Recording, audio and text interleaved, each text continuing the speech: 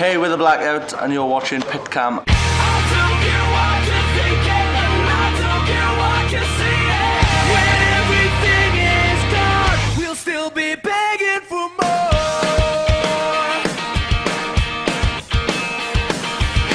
Hi, it's Chris. You're watching More Metal and PITCAM.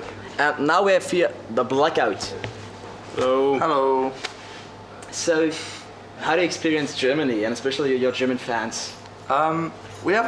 This is like our third or fourth time, I think, doing a European tour, and we're always very well received in Germany. And Yeah, especially Germany. I think Germany's the most kind of like close to the UK, I guess, in like the way that, you know, kind of shows and fans and the kind of music scene is. As you travel around different countries in Europe, they tend to do things kind of differently. It's a bit like in France and in Belgium, but it's kind of like Holland and Germany, I would say, are probably the most like the UK. My personal impression is that there are really lots of bands, especially from Wales, that are now very famous. For instance, Lost Prophets, Blackout, and Bullet for My Valentine. Yes.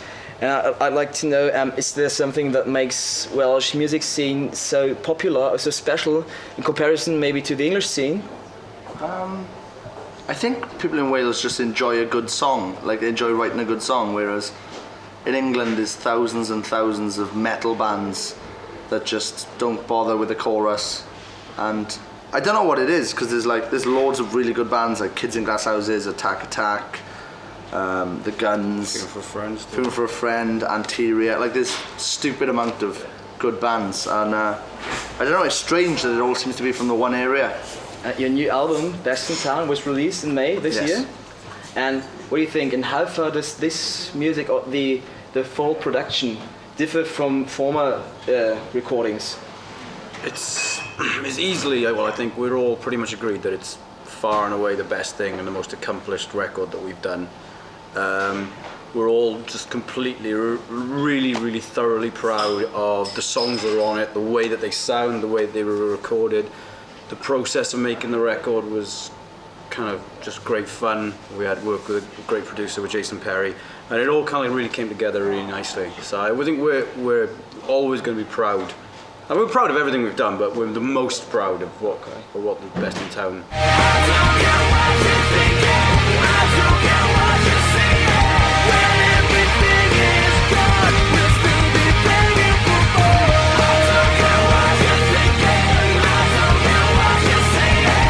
And now a really serious topic, the swine flu.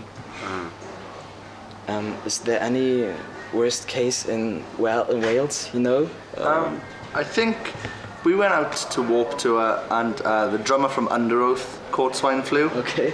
And then me, Bob, and Gavin got sick for a few days, and it was possibly the worst I've ever been over a few days. Okay. For me, it was like I don't know if it was swine flu or whatever. For me, I felt the worst I've ever felt for one day. I went to bed and I had a proper fever that I've never had before. Literally just lying in my bed, shivering and sweating for about 6 hours, and then I woke up and I felt okay. But Gavin and Sean were really ill for about 3 or 4 days each.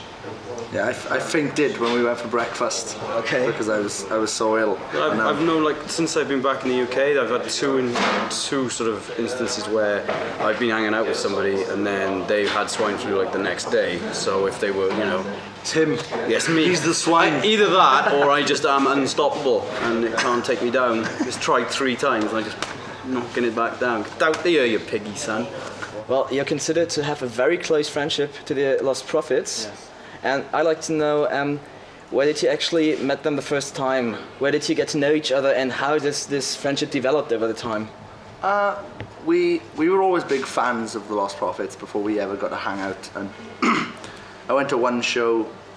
It was the Kerrang magazine had a weekend festival, and I went to that, and Lost Prophets were playing, and I met the guitarist Mike, and we started to hang out, and then we just started to hang out, and then he found out I was in a band. I gave him a demo, and then they took us out, and then from there we've become incestuous gay brothers. Okay. And now imagine you're stranded on a lonely island. Yes. And food goes out. The whole band is on the island, and then Snoz. I ate Snoz first. Smells, yeah. no, There's nothing to eat. No, we need our drummer. We need our drummer. Yeah, okay, that's then it. we'll eat him. Yeah. It'll go in order of size.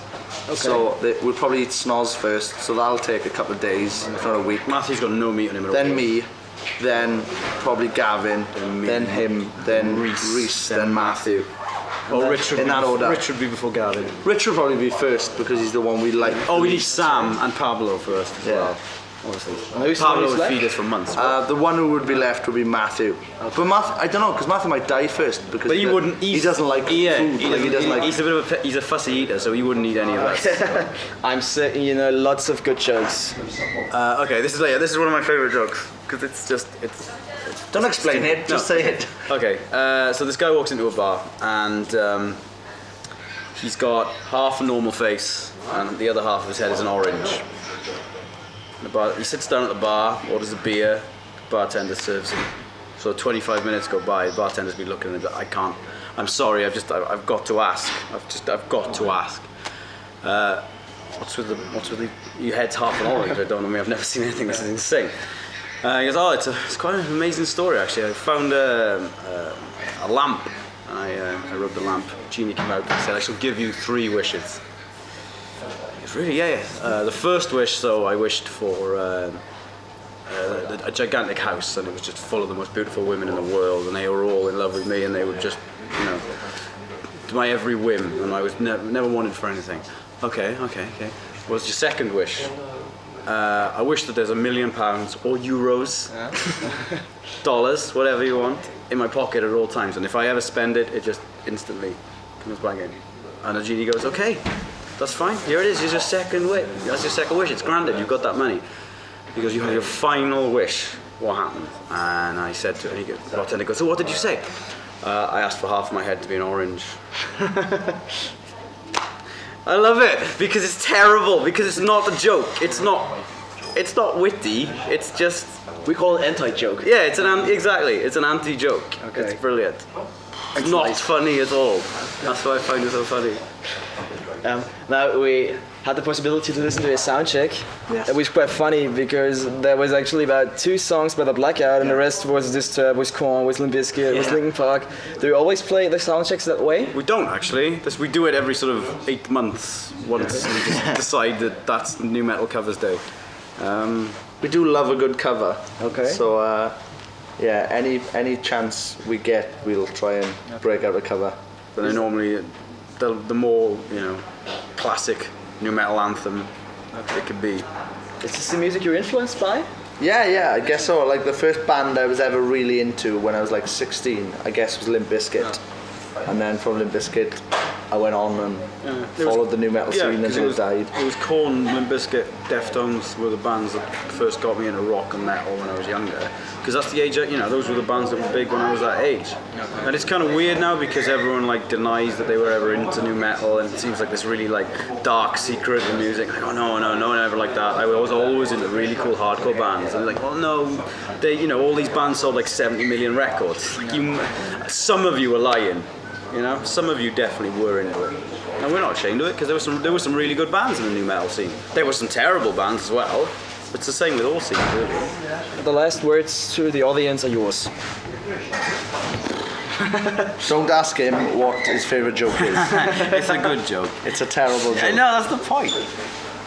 I'm sorry that you had to sit through that joke. It won't happen again. He's fired. I'm not a joke teller, I'm a guitarist. You can't fire me from joke telling duties. If you've ever come to see us in Germany or anywhere in Europe or anywhere on Earth, thank you very much. And if you haven't, you're missing out. And you should. What he said. Dankeschön.